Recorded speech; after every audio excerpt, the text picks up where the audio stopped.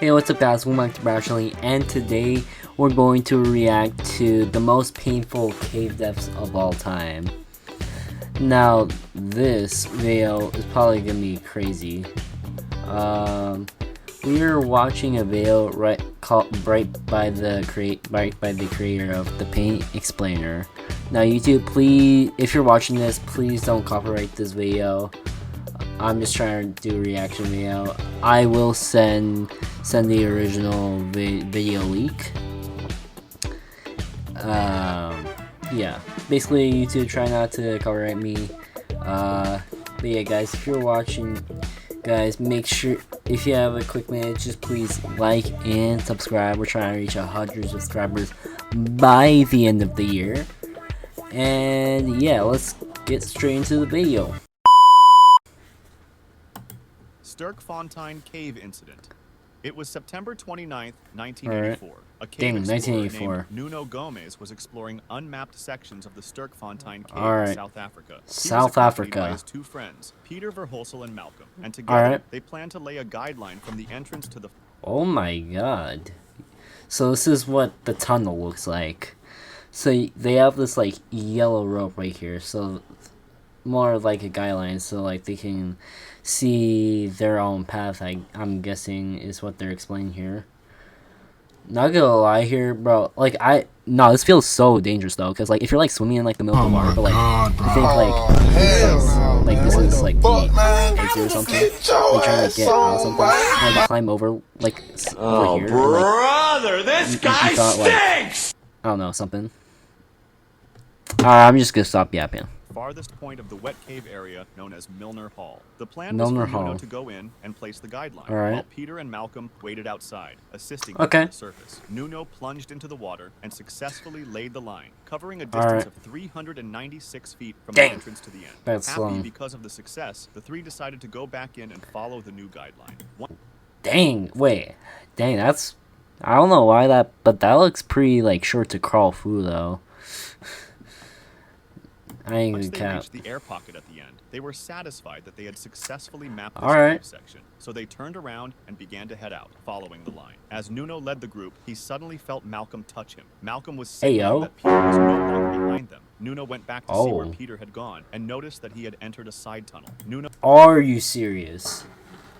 No, what are you doing, bro? tapped Peter to get his attention and signaled him to return to the guideline and exit the cave. Yo. As they headed back, however, Peter disappeared again. This time, Are you Nuno serious? and Malcolm assumed he had taken the other exit, avoiding the tight squeeze they themselves used, so they did not go back to look for him. When Nuno and Malcolm surfaced and realized Peter was not there and still hadn't come out after a while, they submerged once more to look for him. They He was searched not along there? the guideline and even in the side tunnels, but there was no sign of him. After 4 long hours, they 4 ran out of air hours. tanks, and the stir Oh, gotta get reduced back. visibility to almost Yeah. nothing. Finally, Like, late that you afternoon, need to they go exited the back cave and called for to- help. The fire yeah. brigade arrived, but lacking Alright. cave diving expertise, had to wait But- for the police dang. divers to continue the search. Police in the evening. diver. The silt was sewed up that visibility was heavily impaired. The police called off the search for the night, convinced Oh. they would now be searching for a body rather than a survivor. What no one Dang. realized was that Peter was not dead at all. Oh. He had been Oh. sidetracked by a secondary tunnel, and the cave's complex Oh. 3D structure, combined with the lack of a guideline, the stirred up silt, and the darkness, made it nearly impossible for him to orient himself.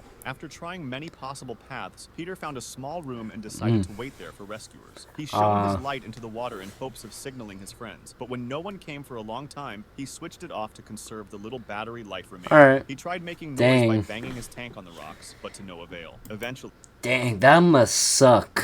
he became Really. exhausted, fell asleep, and lost track of time. After that first night of searching, the police closed off the cave so no one else could Wow. enter. Unfortunately, the silt took a long time to settle, so visibility Really? remained poor. Convinced Wow. Peter had not survived, the police decided to wait a full week before Full week? Full week? But my guy, like Peter's life is on the line. Well, what do you mean that you're just gonna wait a week just to search him? Are we really serious right now? resuming the search. On October 6th, 7 days after Peter's disappearance, they returned but found no sign of him. Another week passed before they tried again, but he was nowhere to be seen. Not even again? Like, aren't y'all searching deep enough? Like, bro, like, I mean, I guess like the sill has poor visibility, but like, my guy, like, at least try to like search in different places. Like, come on. Meanwhile, Peter was still alive. He had spent 14 days. Wait, how the hell did he survive? No, that's crazy. I'm surprised he's still alive days after in that. complete darkness, starving and having lost much of his weight. Hoping for Dang. a way out, he decided to follow a passage leading from the small room where he had sheltered. After traveling 120 feet away from the water, he discovered it was only a dead end, so he returned to his spot near the water to wait once more for rescuers. The police Dang. continued weekend searches for 6 weeks, but they never found him, and 6 weeks, yeah. I'm sorry, but what are these police officers searching? Like, yo. Like, did you even not even find any new passengers or like new pathways? Like, what are you doing? finally called off the search with no result. At that point, they reopened the dry sections of the cave, but kept the water section closed. Volunteers then began looking for a connection between the dry and wet cave systems, and Nuno joined them. His contributions were crucial. He was Alright. the one who discovered the connection where they could enter the wet section of the cave. It was there that they found a set of footprints leading to a dead Oh. end, and soon after, Peter's body. Beside his body was Dang. a message that read, "I love you, Cheryl and Ma." It was That is so sad. Nah, he left a note for his mother. Nah, I feel bad, bro. Feel bad for Peter. Even if he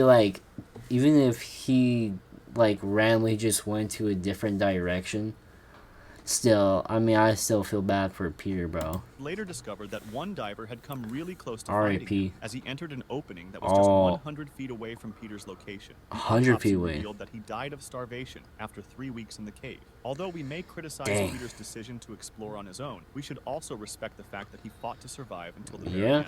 Crooked Swamp Incident. It was March So, so we're just gonna move on like that? Bro, we already witnessed a cave death. I mean, I know this video I'm making is all about reacting to painful cave deaths, but, I mean, come on, bro. I mean, we just witnessed a death immediately. But hey, might as well get over the first death and see this other death. 27th, 1982, and Donald Weltner, along Even with 2 his two years old. sons, Christopher and Roger, were about to Alright. lead a group of 12 Boy Scouts. Kid, why do you have minors just going cave diving? I don't know if that's safe or not. On a day of cave exploration. This wasn't Donald's first time.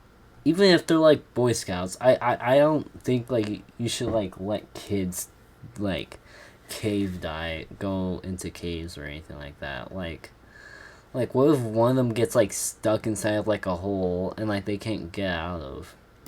Like, that would caving, suck. And even though the path My work is easy because I use ClickUp. Here's how I keep track of all my tasks.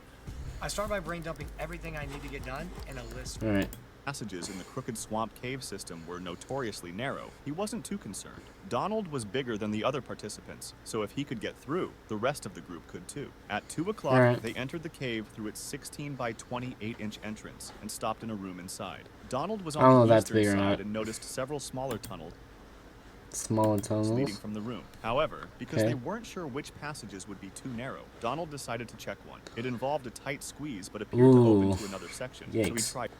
I don't know. I don't get people why they like want to go for like tight squeezes. Like, I don't know. That makes no sense to me, bro. Like, if there's like a tight space that I can't that like it's hard to fit into, nah, bro. I'm escaping, bro. I'm not fitting into that. To push through. The squeeze measured 18 by 20 inches, so And your head is fine with that? No. Wait, your head is like fine with that? No. What? No, my head is way too big to fit in that. tight that he couldn't move his arms backward or lift his head to see ahead. He was followed Dang. by his sons, and while moving forward thanks to the mud making the terrain Ah. slippery, he reported back to them what was happening. Everything You're seemed still normal going until further. something unexpected occurred. As he pulled himself along, he realized the ground below him was disappearing. Donald slipped down into Oh. a tight crevice, and the slick mud prevented him No. from stopping his slide. His hands were trapped, leaving him no leverage to pull himself up. Making matters worse, the path No. angled about 30 degrees, so he had to fight against gravity. The crevice was just 5 inches wide, and the slippery mud caused his body to settle more and more. He told his sons to pull on his feet, but after several failed attempts, he told them to get the other adult in the cave, Jim. After a while, Jim also realized they wouldn't be able to free Donald on their own. Dang. Donald explained that some rocks had loosened when he slid and were now Oh. wedging against his body. Each time they tried to pull him backward, the loose rocks would slide forward. Wait. Why don't you like move the rocks or something? I don't know. Maybe that would like I don't know if that's I don't know if like you if he can like if like the kid can do that if like they're in like a tight space, but like like it was like such just a suggestion though, cause I mean it's just way better and just blocked the that. passage. Jim I don't know what exited I'm the cave yapping to call about. for help. Cave rescue specialists and the police arrived, and because only one Alright. person could squeeze into that narrow space at a time, they tried using ropes to free Donald. This didn't work either, so they brought Aw. in tools to try breaking some of the rocks. However, given how tight the space was, hours of work led to only small breakthroughs, and Donald's situation Dang. grew worse. He was thirsty, hungry, and in a very cold environment, No. so hypothermia was a major concern. The cavers considered entering from the other side to give Donald food and water, but they found that the passage Okay, no offense, but this is way too tight. I don't think anyone's fitting leading for to where this. he laid was extremely narrow. Only 2 very small cavers, sisters Lynn and Nancy Taylor, were able to fit, but even then, they couldn't reach Donald's head. This meant there was no way of Yeah, delivering I'm supplies, sorry, so but I'm rescuers turning had back. to act quickly. They decided to dig from above ground, down to where Donald was Dang, stuck. The process dig. lasted all day Sunday, getting them close Sunday. to the required depth. Unfortunately, though, they were about 12 feet away from Donald's 12 position, feet away? so they needed to dig laterally. Meanwhile, Donald began Wow. giving only grunting responses, which indicated he was likely suffering from hypothermia. On Monday morning, No. as 2 days passed from when he got stuck, the digging continued. But the team encountered another problem: extremely hard bedrock layers that were Dang, nah, bro got bad luck, bro. Like he got stuck in the most baddest, the most worst spot ever. Like at first, like one of his Boy Scouts can't even pull his legs. His Girl Scouts or something like couldn't even like go through the other way because it's way too tight. And then some people try to dig down deep and then try to like dig like this or something on like the side to get to him, and now there's just bedrock layers. Dang. impossible to dig through. At this point, they weren't sure if Donald was still alive, so they sent a nurse into the cave with a handheld Doppler machine Alright. to see if he still had a pulse. She couldn't detect one, but this wasn't definitive proof of death, since she only had access to his very cold legs. Sometimes, the body's core No. organs can continue functioning after the extremities have stopped Really? registering a pulse. Seeing how quickly Donald's condition was deteriorating, rescuers started using their most extreme tools, including dynamite, which was Dang. extremely risky, but appeared to be the Nah, imagine if they actually like used a TNT and then exploded him.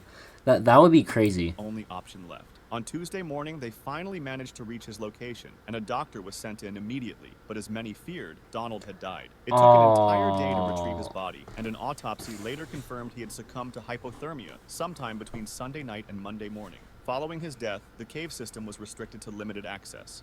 Agent Allwed Dang. in That is sad. I'm not gonna lie, the second death seemed pretty sad. Even if that first one did feel sad too. Nah, the second one felt way more sadder because, I don't know, like they tried saving him many times, but unfortunately they couldn't. Man, I feel bad. accident.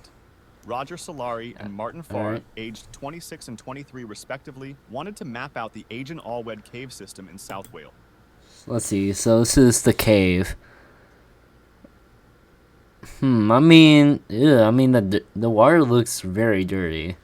I mean, like this part of the space, like kind of looks like you can fit your head through, but the holes further are just just feel way too tight to fit in. At the time, John Parker, another explorer, had abandoned the mission after discovering a third sump. Dang, this is the hole? Nah. Wait, how do you even climb up this? I don't know how you In do one of that. its longest passages. Martin and Roger, however, wanted to keep going to see what lay beyond. The first trip was done by Martin alone, because Roger had hurt his knee, making it extremely dangerous for Martin to continue solo. Reaching the third sump Makes was sense. a feat in itself, since the route was not only tortuous, but also extremely long, lasting for hours, as the first sump was about a mile into the cave. The first two sumps measured only 249 feet and 82 feet, so Martin passed through them relatively easily. However, Alright. the third sump was much longer, and nobody had fully explored it yet, so Martin could only hope he had enough air to reach the end. Fortunately, he managed to swim through it, about Alright. 850 feet, and on the other side, he found something else interesting, a zigzagging passage, roughly 1,800 feet long, leading to another sump. Nobody Whoa. had known about this Dang, that's pretty long. That's pretty long, bro. I don't know. I don't think I would survive though. fourth sump, and Martin realized he probably wouldn't have enough air to explore it and then return. He Yeah, spent the next 4 to return 5 back, hours bro. heading back out, planning to wait for Roger so they could tackle sump 4 together on the next trip. When they returned on June 15th, 1974, both Roger and Martin 1974. brought extra air tanks. Long They time. successfully reached sump 4 and began diving it with a guideline to help map the route. Alright, After about guideline is 400 good feet, thing. Roger finished his guideline, and he had sinus problems, even though it wasn't the first time. Despite this, they decided to continue. Martin then took out his own guideline, and they kept going, but they made an important mistake. In cave diving, there is a concept called the rule of thirds for air consumption. If you Oh. use 1/3 of your air supply on the way in, you need Alright. another third to get out, leaving the final Oh, third as an okay. emergency reserve. They Makes had sense. already used their first third and should have Oh. turned back when Rogers. Dang. Not gonna lie, like even if I don't want to do cave diving in like ever in my life, still if I was like them and like my first, I don't know, my first air consumption thing was already consumed, I would just turn back immediately. Like I don't know why you would explore more. Like you're just gonna die. Line ran out because Roger had a smaller tank than Martin. Martin assumed Roger would Dang. head out while he continued forward. He eventually came to a gravel wall of rock, which could have indicated the sump was ending, and possibly an air pocket. By this Air point, he was pocket? well past the halfway mark of his tank. Nah, it was my becoming boy, extremely turn risky. around. He pushed on until he reached solid rock, confirming there was no air pocket. No. Spotting a passage to the right, he explored another 29 feet, but to the right, he explored another 29 feet, but it ended in a dead end. When he backtracked, he Aw. was shocked to see Roger still there. Alright, Martin quickly Roger. signaled that they had to return. Roger, Yeah. likely realizing he didn't have enough air to make it back, attempted to locate the same air pocket Martin had been searching for. Martin continued about 130 feet until his main tank ran out, forcing him to switch to a reserve tank. That Yo. would give him only about 300 feet in sump 4 and another 850 feet in sump 3, barely enough. However, he had previously placed a partially filled tank between sump 3 and sump 2, and he aimed to reach that. Finally Okay. emerging from Another ad. I hate ads. Wow.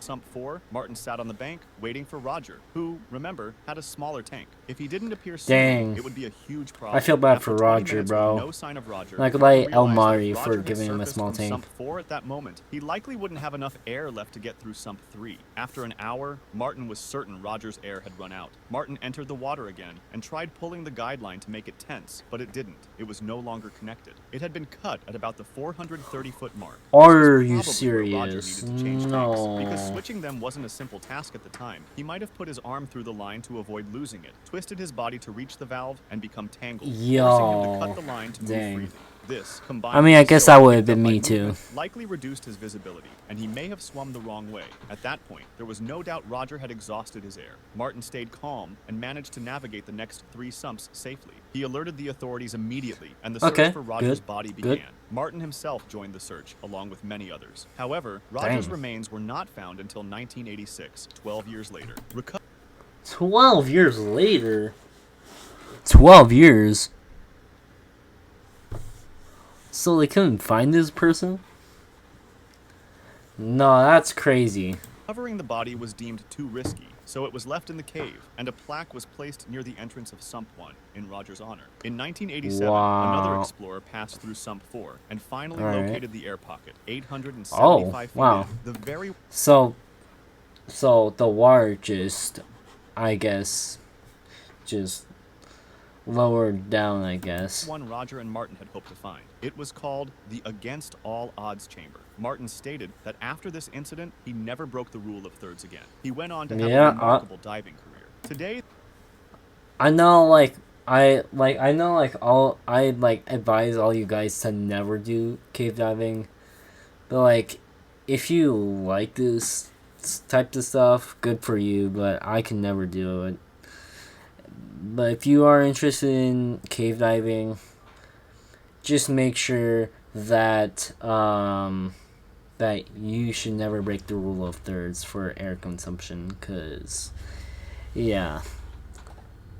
Because if you do, then you'll die. the entrance to the cave system is locked, and Yeah. only specific, experienced divers are granted a key. Alright. The Collins incident. I can't react to the last death because it is almost 9:30 p.m. and I need to get ready for bed. So, for school tomorrow. So, yeah. Thank you guys for watching this video. Again, guys, please make sure to like and subscribe. We're trying to reach 100 subscribers by the end of the year. And peace.